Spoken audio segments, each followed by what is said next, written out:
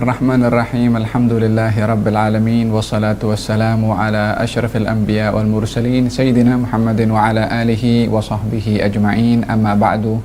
Assalamualaikum warahmatullahi wabarakatuh. Alhamdulillah, kita bersyukur kepada Allah Subhanahu wa taala yang memilih dan menjadikan kita hamba Allah Subhanahu wa taala sebagai khalifah Allah di atas muka bumi ini, demi untuk mencapai tujuan dan matlamat ciptaan manusia di atas muka bumi, mengabdikan diri kepada Allah Subhanahu wa taala. Wa ma khalaqtul jinna wal insa illa liya'budun. Aku tidak ciptakan jin dan manusia, kata Allah Subhanahu wa taala, melainkan untuk mengabdikan diri kepada aku, menyembah kepada Allah Subhanahu wa taala, mengenali lebih dekat Allah Subhanahu wa taala.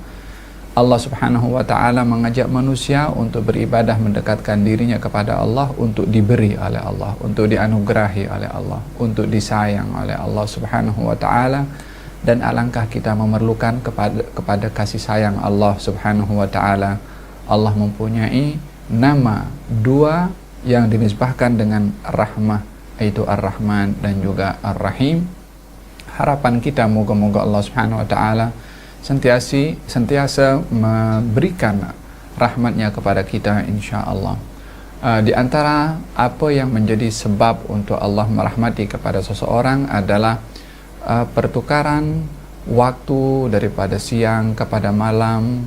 Allah letakkan masa di waktu siang untuk seseorang mendekatkan diri kepada Allah supaya mendapatkan rahmat. Demikian juga di waktu malam. Perputaran minggu, bulan, tahun adalah bahagian daripada tanda kebesaran Allah untuk setiap mukallaf yang diberikan akal fikiran yang sehat untuk berfikir, bertafakkur.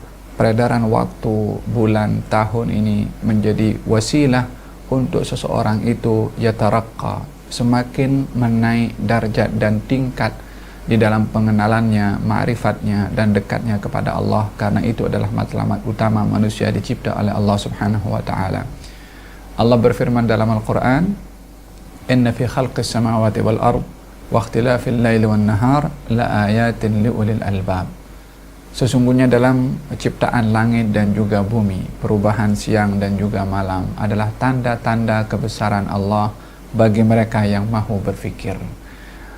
Hari ini Allah Subhanahu wa ta'ala menjadikan perputaran hari, siang, malam, bulan, membawa kita kepada bulan Ramadan Al-Mubarak untuk kita mengambil peluang menaikkan taraf kedudukan kita di sisi Allah melalui bulan Ramadan Al-Mubarak.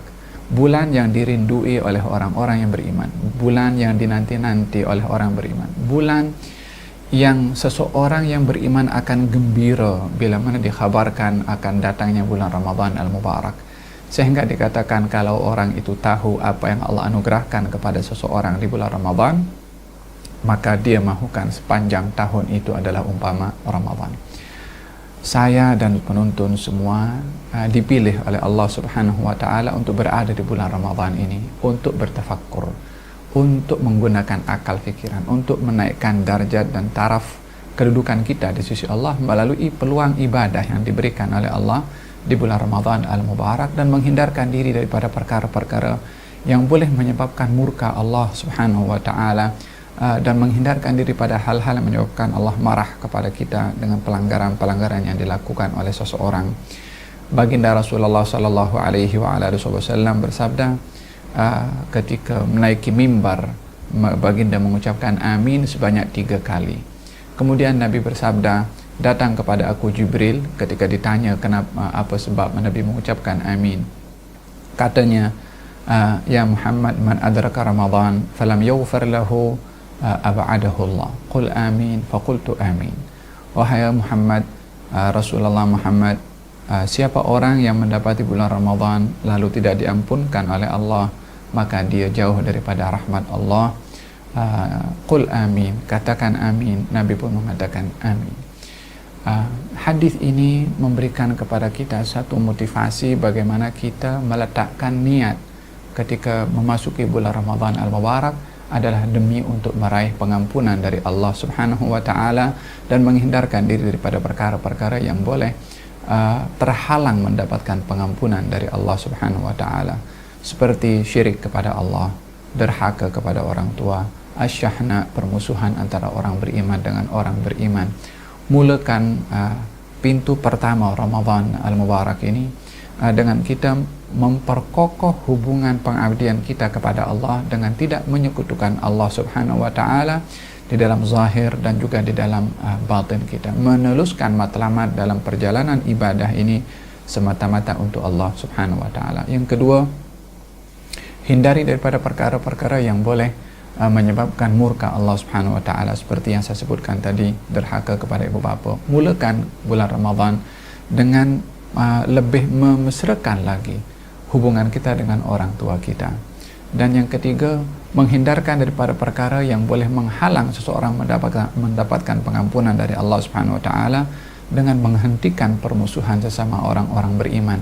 Mulakan dengan persahabatan, dengan tolak ansur. Wa idzal ladzi bainaka wa bainahu adawatun ka'annahu waliyyun hamim.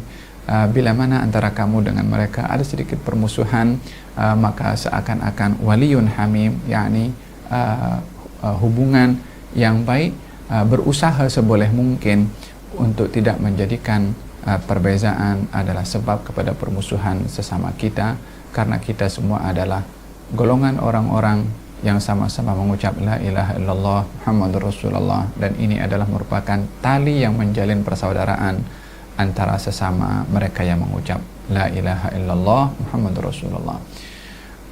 Niat yang berikutnya seseorang bila mana memasuki bulan Ramadan al-Mubarak adalah ingin meraih ridha dari Allah Subhanahu wa taala, karena ridha adalah satu pemberian yang terbesar diberikan oleh Allah Subhanahu wa taala.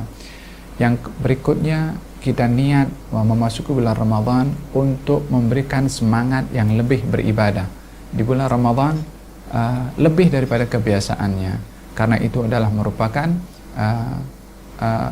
perbuatan baginda Rasulullah yang disifatkan bahwasanya baginda bermujahadah di bulan Ramadan lebih daripada mujahadah beliau di luar bulan Ramadan, dan bermujahadah pada 10 terakhir lebih daripada mujahadah beliau pada 20 hari pertama bulan Ramadan.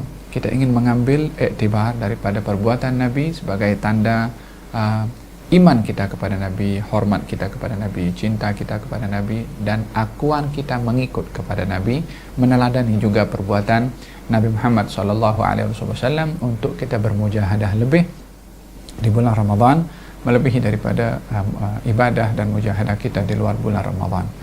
Yang berikutnya, kita berniat dan berazam agar supaya bulan Ramadan yang Allah hadiahkan kepada kita adalah menjadi titik tolak kita untuk memperelok hubungan kita dengan Allah, untuk lebih membawa kita semakin dekat dengan Allah, untuk lebih kita semakin merasakan kenikmatan beribadah kepada Allah sepanjang tahun.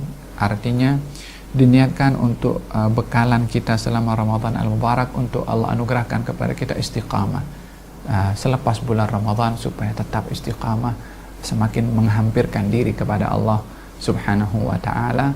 Maka itu niat perlu untuk diadakan juga, untuk kita melahirkan niat istiqamah bermula daripada Ramadan sampai setelah lepas bulan Ramadan, dengan ibadah-ibadah yang kita boleh lakukan mengikut kemampuan kita. Alaikum minal a'mali ma tutiqun, beramallah kamu mengikut kemampuan kamu. Fa innallaha la yamallu hatta tamallu, sesungguhnya Allah tidak bosan untuk memberi ganjaran kepada kamu sehingga kamu sendiri yang bosan. Artinya sehingga kamu sendiri tidak mampu lagi untuk beramal. Selagi kita mampu beramal, selagi itu Allah Subhanahu wa ta'ala akan berikan kepada kita ganjaran yang besar. Berikutnya perlu untuk kita menghadirkan di dalam bulan Ramadan niat apa yang patut kita niatkan atau yang patut kita amalkan selama bulan Ramadan al-Mubarak.